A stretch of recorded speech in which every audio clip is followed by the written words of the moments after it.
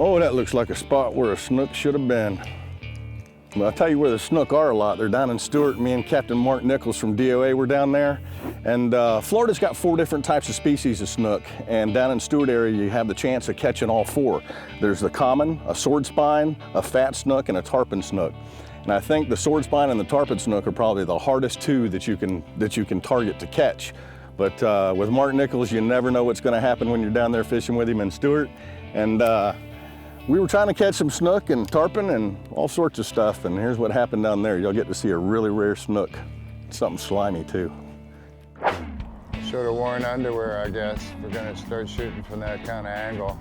We've come back way up into the South Fork of the St. Lucie, correct? Yes, sir. And we're trying to escape out of the wind, so we're gonna try to show you some fish from the back country of Stuart. Still a little breezy, but nothing like out there. Yeah. Much better than the Indian, too.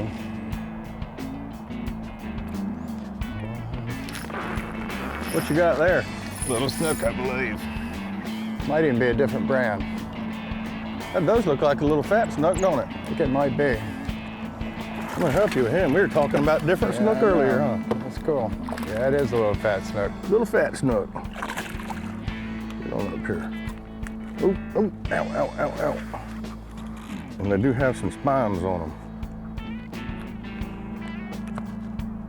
Got it, sir? I have it, sir. Got it. Cool. What do you think that is? Maybe it's a sword spine? I think well, its anal fin theoretically is touching its tail, which would make it a sword spine. Okay. That's the rarest of them, really. Nice. So that is a sword spine snook. We're gonna, yo, there he goes. And a lot of times, like with your tarpon snook, it looked like it will, but it always falls a little short. Well, that one was definitely touching. That was definitely touching. So sword spine snook. Pretty cool, brother. I need, it ain't big, but it's special. Hey, it's special.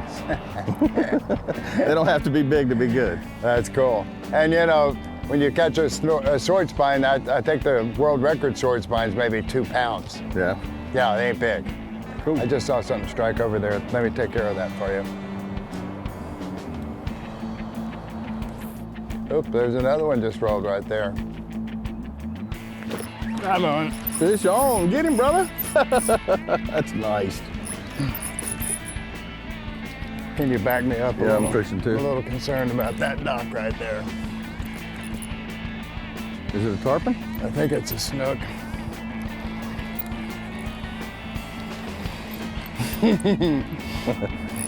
You like that? You like that, did you? Well, it's a big sail cat. Watch.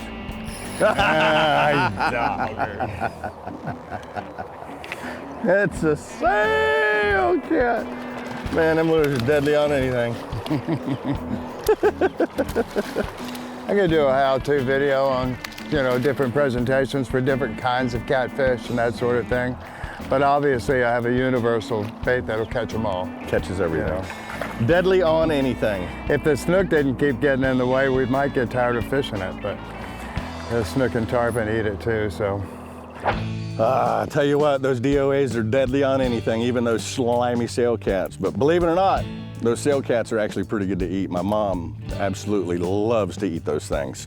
Up next, travel down to the Space Coast and fishing with Captain Jim Ross again. And we, for some reason, always tend to double up on this type of fish that we're fixing to show you. So y'all stay tuned. We're gonna be right back with some more addictive fishing in the Space Coast.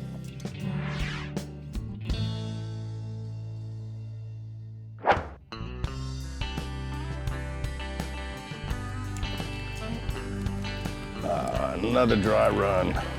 Still even happens to me. When we're out trying to film a fishing show, it's tough enough just to catch one fish during the show. But when I'm fishing with Captain Jim Ross, we always happen to double up on this certain type of fish. I had planned doing tarpon from the beach, and like I said earlier in the show, this year the weather has just been plaguing us. So always pick a good captain that can change his plan on a moment's notice, and that's exactly what you get when you go fishing with Captain Jim Ross. So here's one of them big brown ones I love to catch. It was my dad's birthday once again, and we were out fishing, and March is the time of year for these guys. So hope y'all enjoy this from the Space Coast. Yeah, Jimmy, they don't like that 69.5 degree water on shore too much, do they? That is not tarpon water at all. It's Cobia water though. I mean, the Cobia like that 68 to 72. Tell you, with the amount of flying fish we saw, Blair, I think we're gonna have a good day out here. Yes, sir, so hopefully we'll hook up, huh? Well, welcome to this episode of Addictive Fishing. We are out off the Space Coast, my home grounds. We got Capt Jim Ross fishing with us today.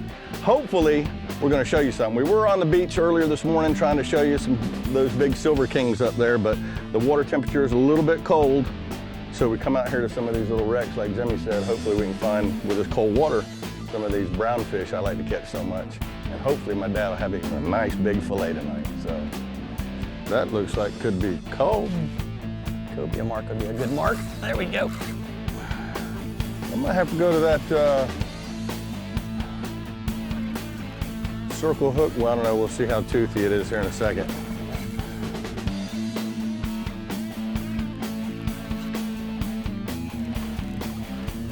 What's it feeling like?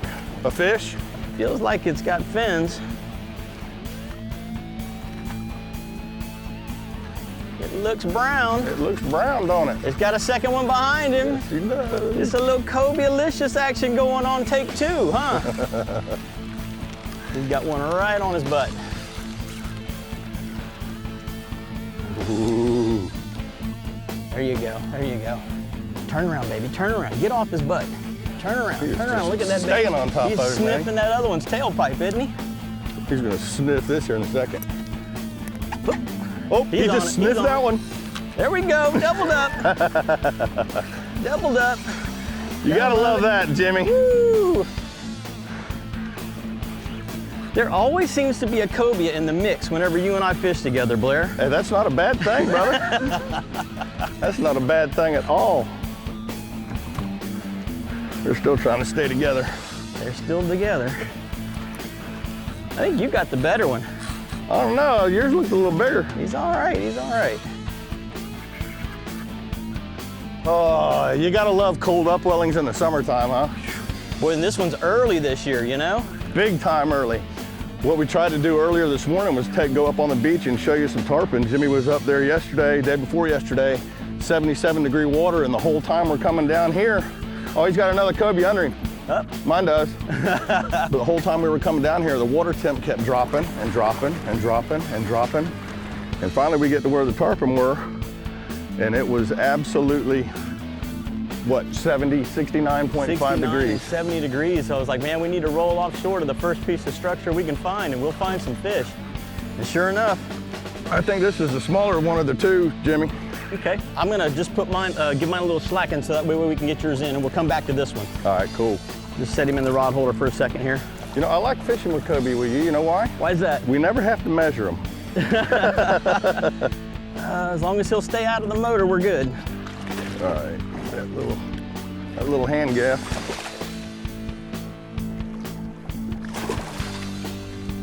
Come here, baby. Come on, baby. You don't like that? There he goes. All right. He didn't go that nuts. Nope, he did not. He did not, fortunately. I'm just gonna get him off the gaff here. Let you secure that. I got him. And I'll grab this one. Oh, yay.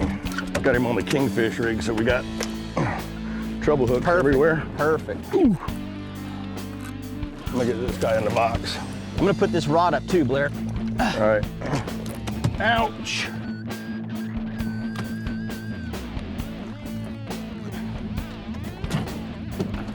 We got dinner.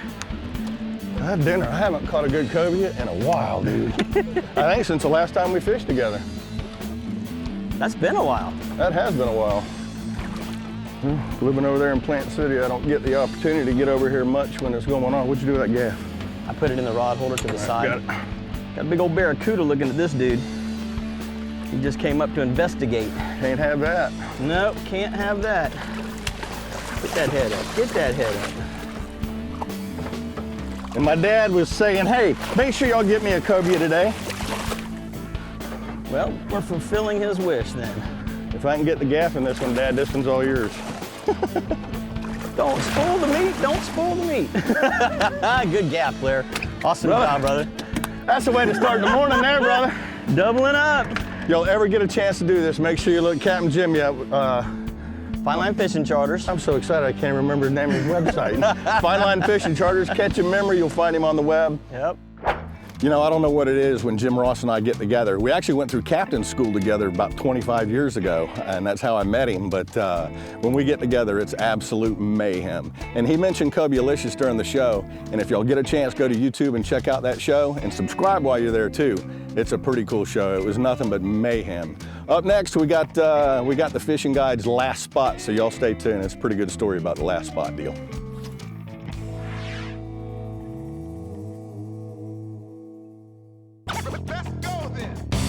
Yes, he did. That's a tarpon, little tarpon. Little tarpon. That's gonna be a fun one. Oh, what is going on, dude? You know, when you're out filming for a show or even planning for a show, everybody always asks me, how long does it take to get a show? Well, we always try to do 2 days. The crew kind of plans for a 10-hour day out on the water, and it can be a long day that you got to crunch down in just a short little 30-minute window. So after about 10 hours, you're out on the water and it's hot, everybody's all done. You think you got the show wrapped up, and what's the guide say? I got one more spot to try.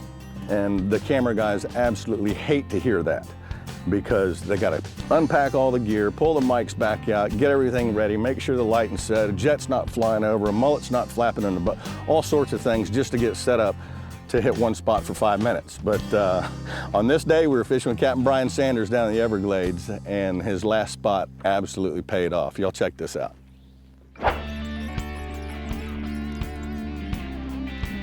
Last year, I probably had 25 fish over 40 inches. There's one.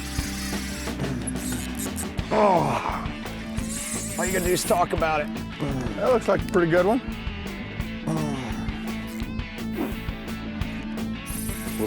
Will the 7.6 do the trick? Oh, nice snook. There's a double.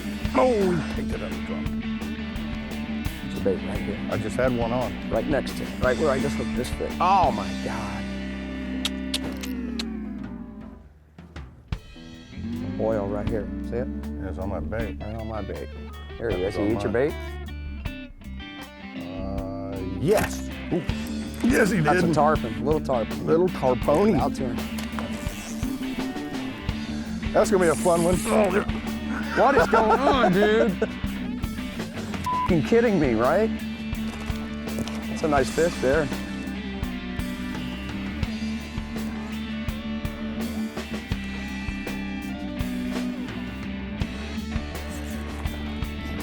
God, you gotta love them. Look at that. That was cool.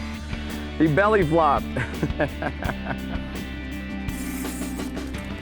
Boom.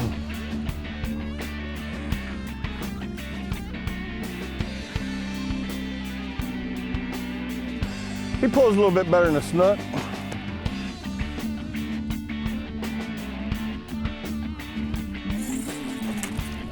That's a cool little fish right there.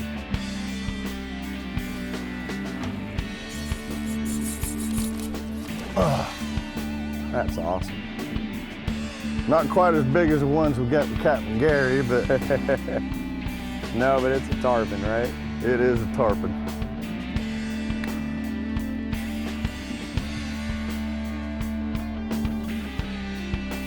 Come on by, dude.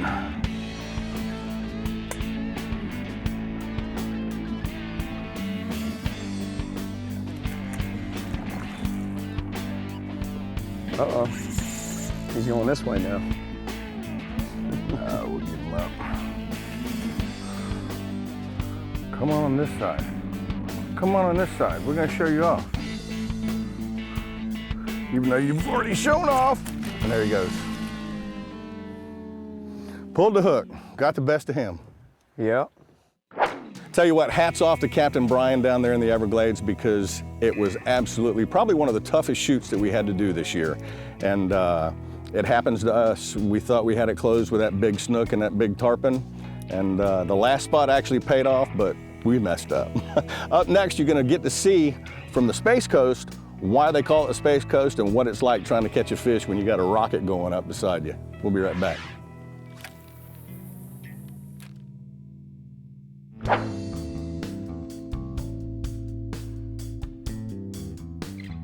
You know, growing up on the Space Coast, I got to see a lot of rockets grow up. And after I got out of the Air Force, I actually got to work on the space program for just a little while. It was a neat job working on the space shuttle, but the water called me away from it, and I'm glad I did. But one thing that is really cool is when you're fishing the Space Coast, check the rocket schedule. There's rockets going up all the time now, and it's a really neat thing to see as a rocket go up when you're fishing. Y'all check this out.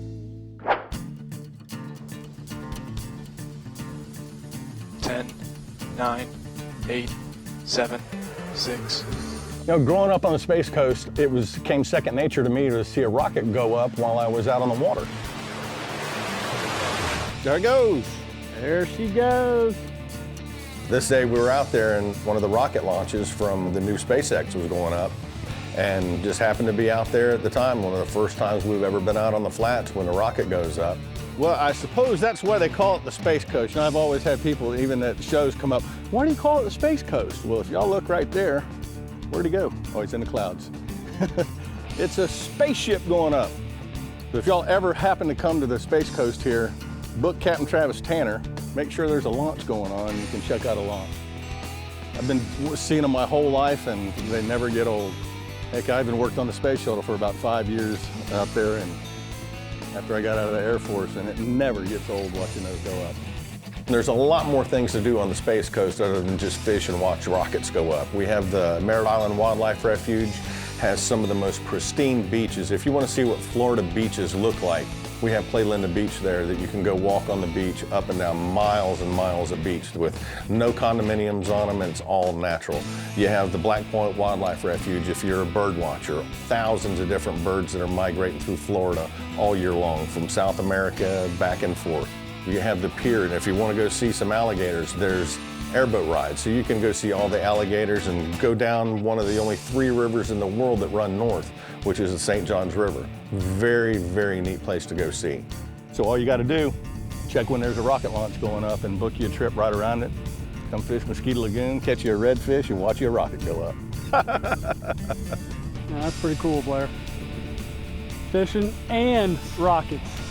And the rocket launches right now on the Space Coast are going off 2 and 3 a month. There's more launches right now going on than ever have been off the Space Coast. So it's a lot easier now to actually book a trip and go fishing and be out on the flats or out in the ocean when one of these rockets go up. And there's no better place to watch a rocket go up than being out on the water. Yeah, man. Come book a whole week at the Space Coast. Go to Cocoa Beach. You can see where I grew up. Go to the pier, port. There's all kinds of things to do on the Space Coast. So when you're planning your vacation down here, spacecoastlaunches.com will give you all the information of the rocket launches going up, and you can come down, book a fishing trip, just have a ball here on the Space Coast.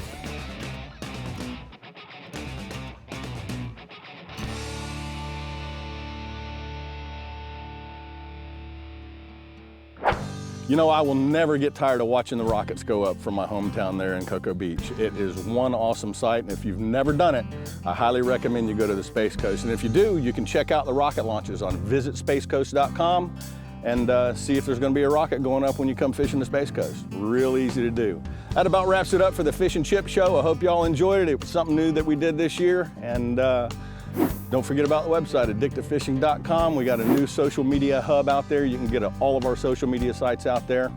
And we'll see you on the water. I'm gonna go back to fishing.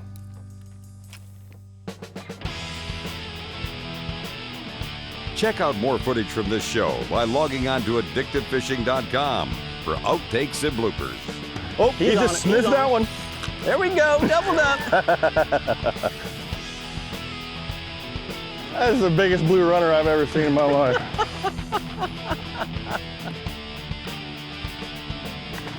Some serious chompers, ain't they? Want to